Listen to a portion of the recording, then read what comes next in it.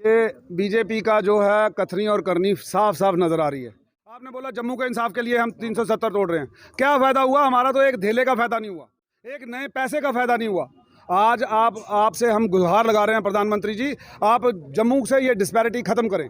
आप लोगों से ये हमारे को उम्मीद थी कि बराबर बराबर लोग बुलाए जाएंगे जम्मू कश्मीर की बातचीत के लिए, लेकिन आपने सारे उन कश्मीरी लोगों को उन उन उन खासकर लीडरों की निशानदेही कर रहा हूँ जो हमेशा पाकिस्तान जिंदाबाद करे, उनके साथ आपने सरकार बना ली। मुझे लगता है कि 5% जम्मू की बात होगी, 95% कश्मीर की हो जाएगी, जब तक जम्मू से बोलने वाले नेता नहीं जाएंगे।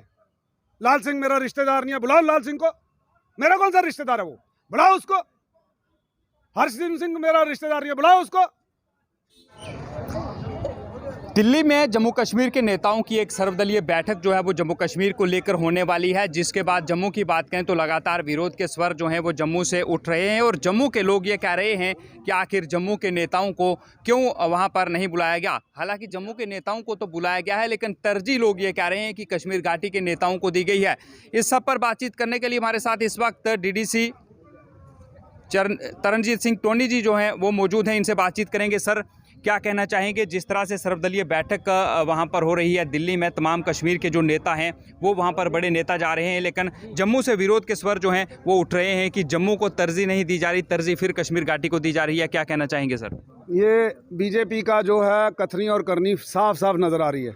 ये इंसाफ है जो 70 सालों से आप बोल रहे थे कि जम्मू के साथ इंसाफ नहीं। आज जब इंसाफ की बारी आई तो आपने फिर कश्मीर को तरजीह दी।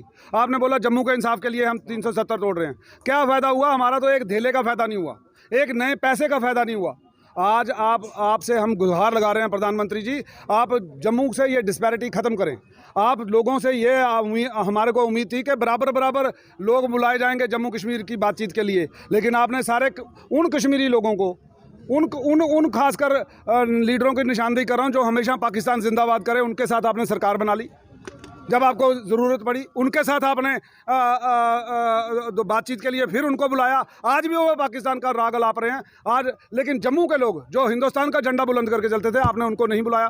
तो हम चाहते हैं कि जम्मू के लोग हमारे को भी बुलाते, जो डीडीसी से चुनाव लड़के आए हैं इनको भी बुलाते, एक एक मेंबर जम्मू से, एक एक कश्मीर से, हमारी भी आवाज़ सुनी जाती।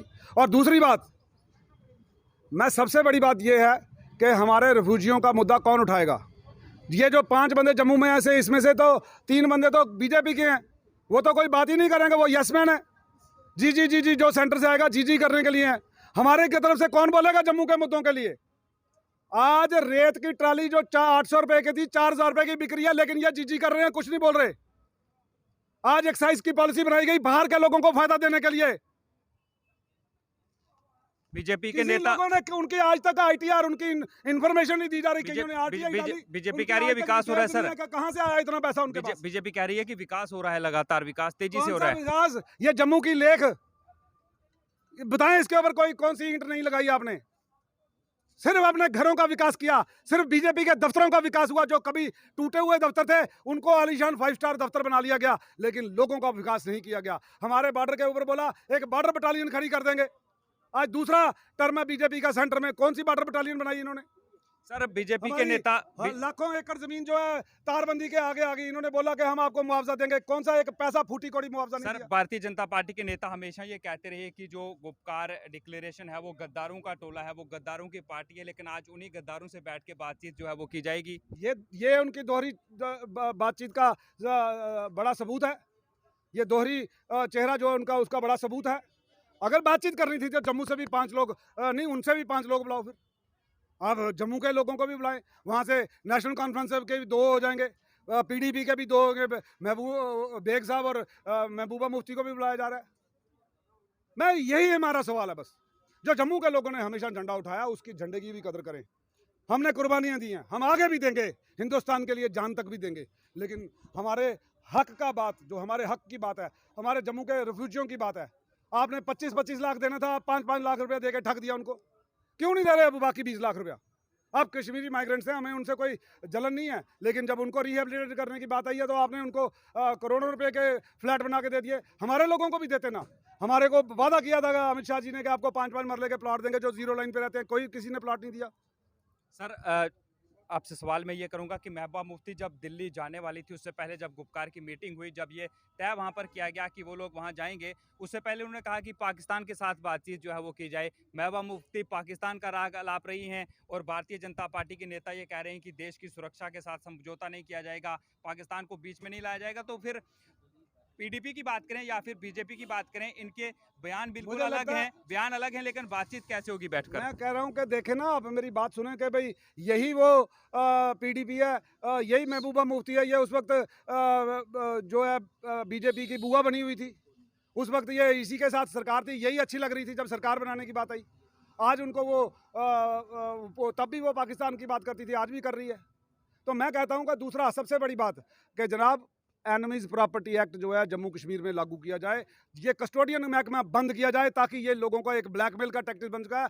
आज मेरे किसान जो हैं, मेरे रेफ्यूजी जो हैं, वो अपनी ज़मीनों को बेच नहीं सकते अपनी मर्जी के साथ। अगर उनकी बेटी की शादी है, वो बेच नहीं सकते एक टुकड़ा, क्योंकि उसके ऊपर उसके पूरे मालिकाना अधिकार नहीं दिए गए आज दिन तक, 70 साल के बाद भी।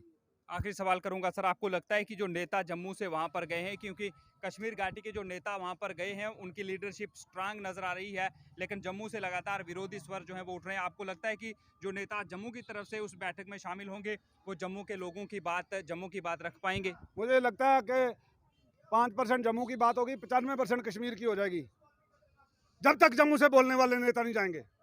लाल सिंह मेरा रिश्तेदार नहीं है, बुलाओ लाल सिंह को। मेरा कौन सा रिश्तेदार है वो, बुलाओ उसको। हर्षदीप सिंह मेरा रिश्तेदार नहीं है, बुलाओ उसको। बुलाओ ना जो बोलने वाले हैं। जो गूंगे पहलवान है उनको लेके जाया जा रहा है यहाँ से, जो बीजेपी के गूंगे पहलवान है, जो यसमैन है। बुलाओ, हमको बुलाओ, मैं कहता मुझे बुलाओ।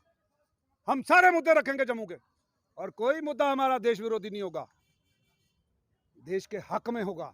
लेकिन जो पाकिस्तान की बात करें, उनको आप बार बार रिक्वेस्टें भेज रहे हैं कि मान जाओ, आ जाओ, आ जाओ, आ जाओ, आओ खीर खाएं इकट्ठे, लेकिन नहीं।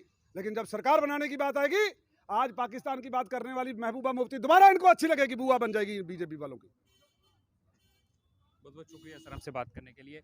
ये थे तरनजीत सिंह टोनी जी, लगातार ये भी विरोधी स्वर उठा रहे हैं और इनका भी ये कहना है कि वो नेता बातचीत करने के लिए सर्वदलीय बैठक में शामिल होने के लिए जा रहे हैं, जो जम्मू की बात नहीं रख पाएंगे, और बहुत से ऐसे नेता हैं जो वहां पर जाने चाहिए थे लेकिन उन्हें नहीं बुलाया जाए। और इनका भी ये कहना है कि केंद्र सरकार का झुकाव जो है वो कश्मीर घाटी की तरफ है।